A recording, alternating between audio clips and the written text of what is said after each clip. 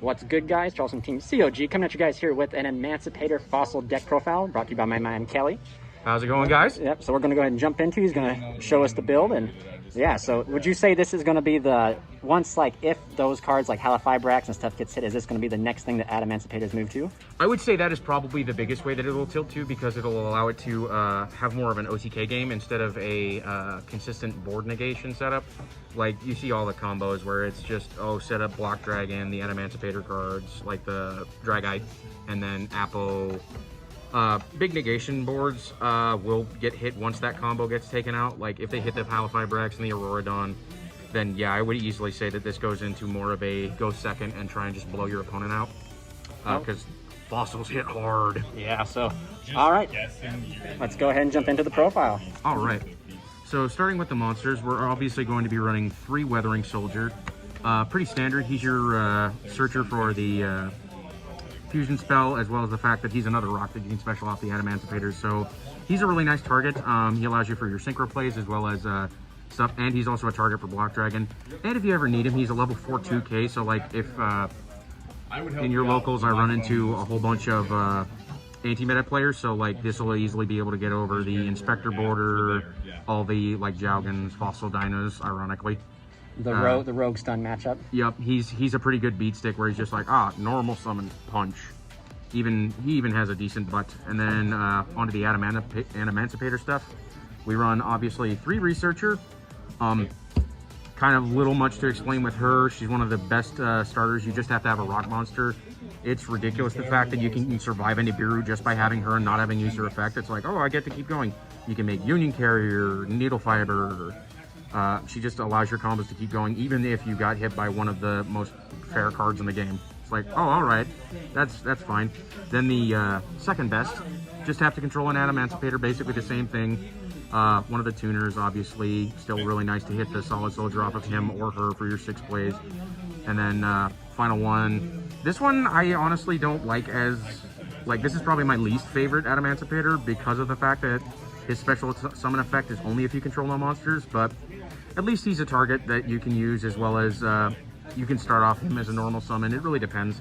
It's pretty easy to go either way. And then final Adamancipator monster is going to be 2 of the Dragite. I was running him at 1. There have been so many times where I had wished that he was the monster that I flipped up, or that I had another one to be able to just get the draw, as well as to have in the graveyard for the Risen Dragite to just be live the entire time. And then we run 1 Medolce Petting Petting, which I don't know where they came up with that name, but one of her, because if you open him or the Solid Soldier or another level 4 and you have no monsters in your graveyard, free special summon, which is phenomenal. Also free Gallant Granite.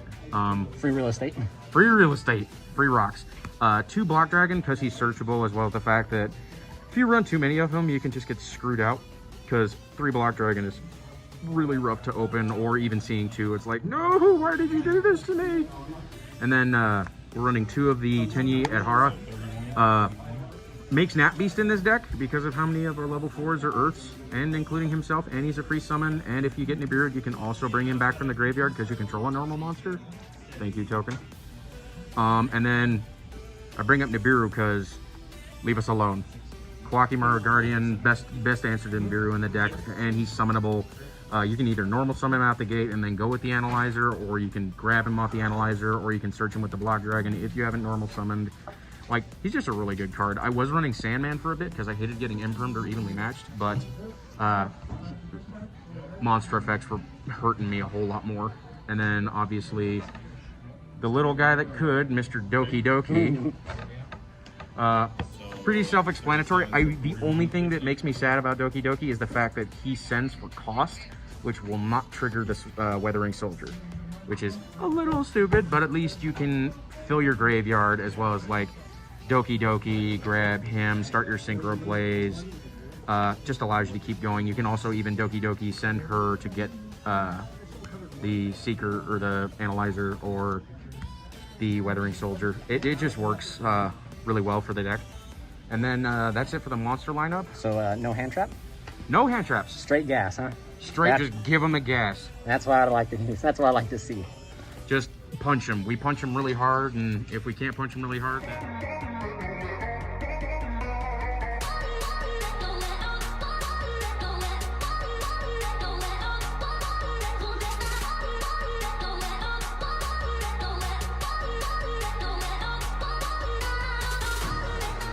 Game 2. side deck. Side deck in game 2. And then now onto the spell lineup. We've got the archetype ones, 3 Miracle Rupture, 3 Fossil Fusion. This card is ridiculous. Like, I wish it was like Invocation where it also worked from the hand, but then I think is when it would become just totally broken, because then it's a better version of Invocation. And then Rupture obviously just lets you get stuff. And if it's later in the game, or if you've already Fossil Fusion once that turn, not a hard once per turn or once per turn at all. Granted, Miracle Rupture is, but you can just go dump, draw a card, and also search another Fossil Fusion to keep going. Like these 2 cards are just probably the best fossil cards that we got printed. Aside from situationally, I would say Specimen Analysis, or the one that you declare a monster and they send. Okay, and then 3 of the Adamancipator signs. This card is so dumb. I love it so much. Like the fact that you just it's a monster reborn. You get to stack the top of your deck if you brought back an Adamancipator, and you can just like keep surviving. Like, perfect example, just bring back your Adamancipator Dragite if it got hit by a Nibiru. It's not once per turn. No, like, I don't know why they were like, yeah, this is fair, this is fine. I'm just gonna keep going not once per turn. And then obviously more bring back Warlike Succession. Card's really good.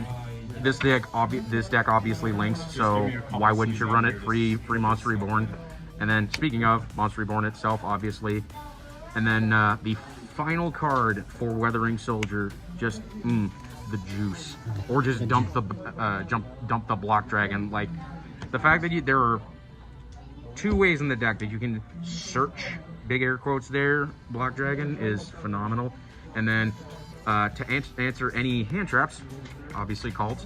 Yep. Thought about bumping it to 3, but there's sometimes where you just see it too many times and it doesn't come in where you would much rather see a monster. Like either opening both copies or not seeing it when you need to see it. It's kind of a feast or famine kind of thing.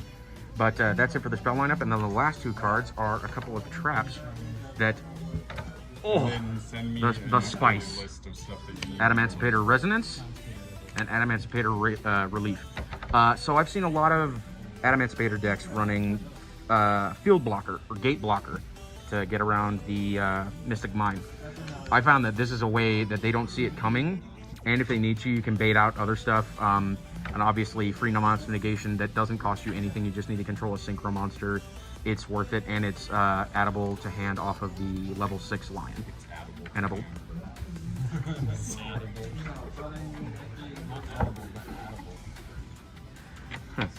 The stoner. Then we got the extra deck. I'm running 1 and 2 of the Skull King. I think that he's better because I can just... You're glad to be rid of those. I can just DD Crow / bring back a monster on my opponent's turn by discarding a card. Like, I feel that is super strong, and how many decks grab back from the extra deck, or grab back from the graveyard. Like, even the Salamangreat OTK combo, they start grabbing it, and you're like, no, I'll take one of your pieces back. Don't do that to me. How dare you? Not to mention the artwork is just phenomenal. My favorite artwork out of all of them. Like, honestly, they did pretty good on the artwork form. Like, some of the effects have something to be desired, but like, as far as battle monsters, like, this is some Unga Bunga stuff, like caveman stuff. Like, let's just punch the piss out of them. We're running 1 Dragon Skullgar, level 4 that you can summon, so easily able to make Granite, so if you need to, which is ridiculous. I'm not running Granite yet in here, but I'm about to put him in. Probably would turn him into, the second copy of Skull King would be turned into a Granite. But then we're also running 1 of the Skull Knight. Really good level 6, 2 attacks for a 2400 with piercing is really good. And he's the one that pops the card, right? If I'm not mistaken, yes. If sent from Gray or... yep. Vanish from grave and pop a card? Yep, target 1 monster specifically. But he's a free monster pop. Reason why he's so expensive, I also have seen, is because of, like, Dragmas coming out, Shaddols, Necros. Decks that can just be like, yes, dump, and then get a free pop. And then we're running Skull Bone. Also another level 4 that you can summon, which is just, can't get enough of those. And then one YuGiOh. YuGiOh is ridiculous. If I equipped, like, I've done instances where I gave someone a 0 defense Nibiru token, and I swung with him after using Union Carrier to attach for 8k exact. Or sorry, 9k damage. Because, fun fact, kids, double damage on, even if it's not piercing, just any battle damage he does is just double. It's like, oh, that's ridiculous. So that's it for the fusion monsters. Then we are running your boy Verte Anaconda, because even if you don't see the fossil fusion, it's really easy to get into it. And if you're going second, like, you're paying the 2,000 life anyway, you're trying to end the game out as fast as you can. We're then running Union Carrier, another way of searching out Block Dragon, because you just attach anything, Synchro, Link, whatever. Calcophybrax, because just to beam out your tuners. Yep. Good cards are good. And the amount of times where you can summon the water and just link with him into the Union Carrier and then go into the Boral Savage is ridiculous. Speaking of synchros, Boral Savage Dragon, Shooting Riser Dragon. So if we end on a board where it's a bunch of Adamancipators with Calcophybrax, you can actually tag out, make him reduce his level by 4, and then sync with another one of your 4s into, not that you would, but it is an option, but you can dump to get the effect of Weathering Soldier from the deck. And so you can search on your opponent's turn and like try and get some recursion back if you don't kill them. Like say you lose the dice roll or they make you go first. And it works out really well. Plus if you need to dump something that like for recursion, like if you don't think you're gonna die, just like get it out of here. And then we're running Naturia Beast, because Beast is really good. I've thought about putting in Barkion. And again, thought. It's been a thought that's pressed my mind, but Nat Beast is nothing to be like slept on or even like overlooked. This format currently is really heavily spell based, even with like there's a lot of power spells, yeah. A lot, and it's like, oh my god. Granted, Dark Ruler No More really sucks, but card's also meant to break board, so can't really blame that card. And then for the Adamancipator Synchros, one bird, one cat, and one dragon. Nice. Bird, obviously, to get any of your tuners or any monster that you flip off the top that's level 4 or lower. Add any Adamancipator card, including the Monster Reborn, the traps, any of the monsters. Like the cards redonk. And then the good old tried and true level 8 spell removal. Nice. All right. Well, thank you so much for sharing the profile. And this is Team COG signing out.